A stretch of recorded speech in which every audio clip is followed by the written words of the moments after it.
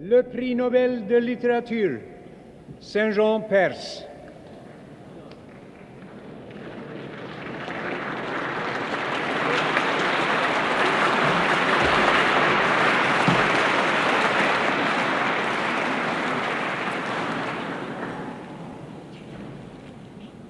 Sire, j'ai accepté pour la poésie l'hommage qui lui est ici rendu et que j'ai hâte de lui restituer. La poésie n'est pas souvent à l'honneur. C'est que la dissociation semble s'accroître entre l'œuvre poétique et l'activité d'une société soumise aux servitudes matérielles. Et car accepté, non recherché par le poète, et qui serait le même pour le savant sans les applications pratiques de la science. Mais du savant comme du poète, c'est la pensée désintéressée que l'on entend honorer ici, qu'ici, du moins, ils ne soient plus considérés comme des frères ennemis. Car l'interrogation est la même, qu'ils tiennent sur un même abîme, et seul leur mode d'investigation diffère. Quand on mesure le drame de la science moderne, découvrant jusque dans l'absolu mathématique ses limites rationnelles, quand on voit en physique deux grandes doctrines maîtresses poser, l'une un principe général de relativité et d'indéterminisme qui limiterait à jamais l'exactitude même des mesures physiques, quand on a entendu le plus grand novateur scientifique de ce siècle, initiateur de la cosmologie moderne, et répondant de la plus vaste synthèse intellectuelle en termes d'équations, invoquer l'intuition au secours de la raison et proclamer que l'imagination est le vrai terrain de germination scientifique, allant même jusqu'à réclamer pour le savant le bénéfice d'une véritable vision artistique. N'est-on pas en droit de tenir l'instrument poétique pour aussi légitime que l'instrument logique? Au vrai, toute création de l'esprit est d'abord poétique au sens propre du mot. Aussi loin que la science recule ses frontières, et sur tout l'arc étendu de ses frontières, on entendra courir encore la meute chasseresse du poète. Car si la poésie n'est pas, comme on l'a dit, le réel absolu, elle en est bien la plus proche convoitise et la plus proche appréhension, à cette limite extrême de complicité où le réel, dans le poème, semble s'informer lui-même.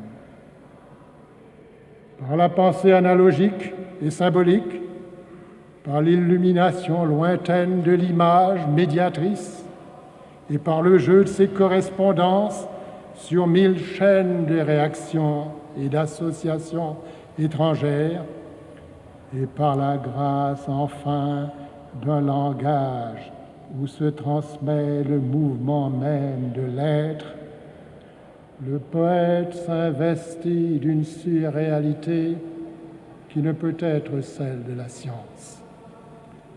Est-il chez l'homme plus saisissante dialectique et qui de l'homme engage plus?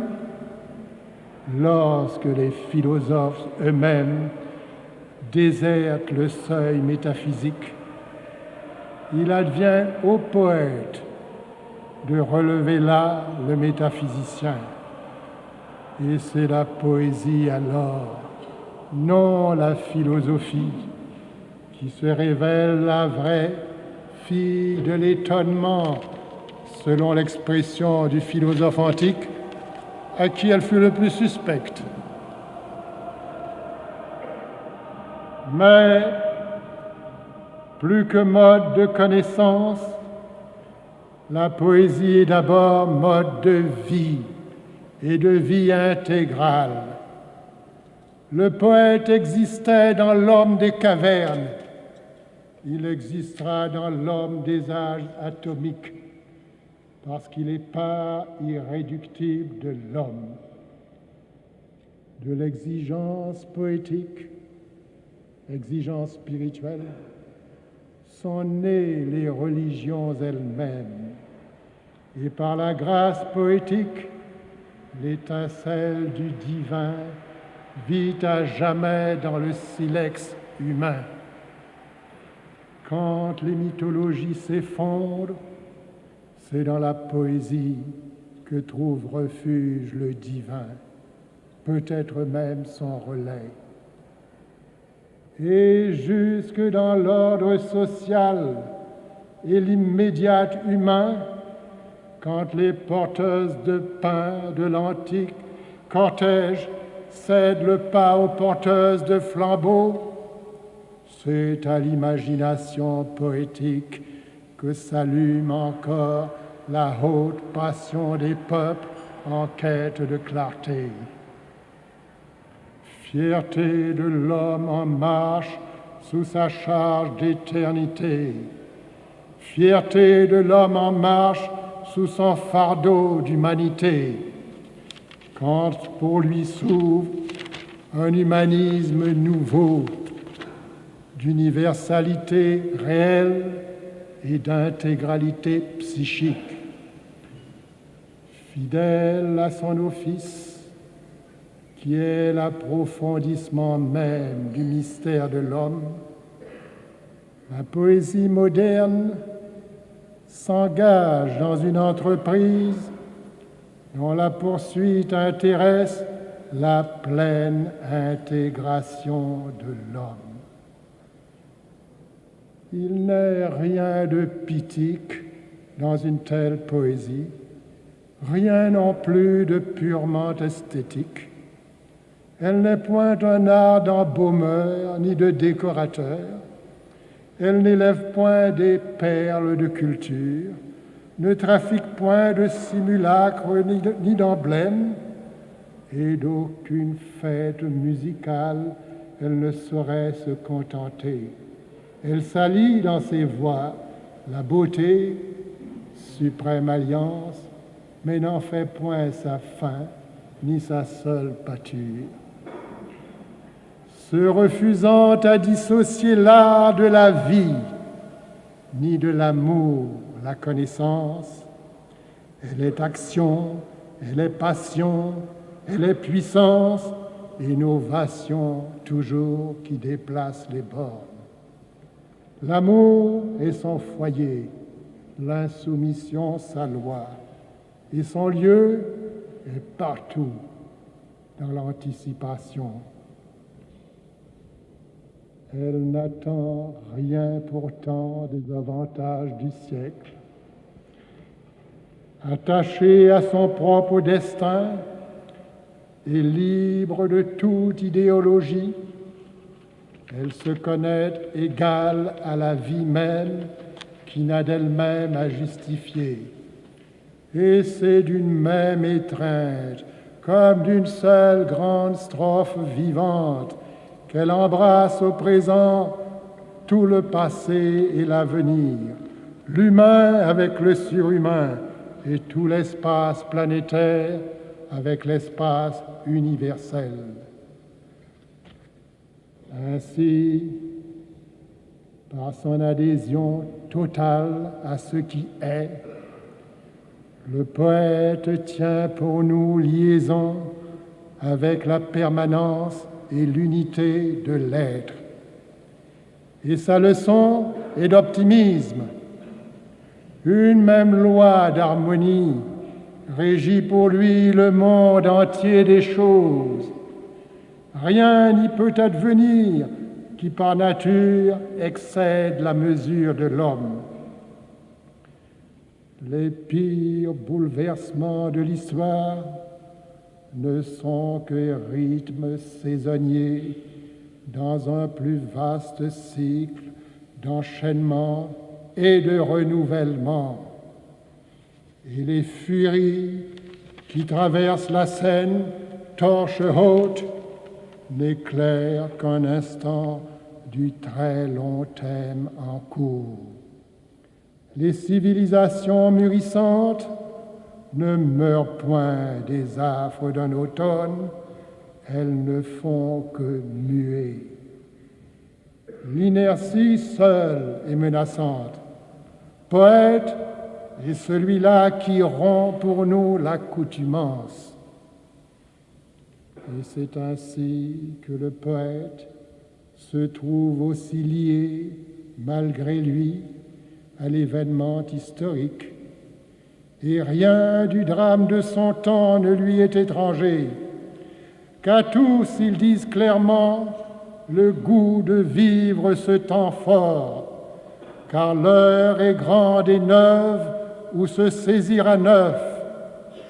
Et à qui donc céderions-nous l'honneur de notre temps? Ne crains pas, dit l'histoire, levant un jour son masque de violence, et de sa main levée, elle fait ce geste conciliant de la divinité asiatique au plus fort de sa danse destructrice. Ne crains pas ni ne doute, car le doute est stérile et la crainte est servile. Écoute plutôt ce battement rythmique que ma main haute imprime, novatrice, à la grande phrase humaine en cours, en voie toujours de création. Il n'est pas vrai que la vie puisse se renier elle-même. Il n'est rien de vivant qui de néant procède, ni de néant s'éprenne. Mais rien non plus ne garde forme ni mesure sous l'incessant afflux de l'être. La tragédie n'est pas dans la métamorphose elle-même. Le vrai drame du siècle est dans l'écart qu'on laisse croître entre l'homme temporel et l'homme intemporel. L'homme éclairé sur un versant va-t-il s'obscurcir sur l'autre?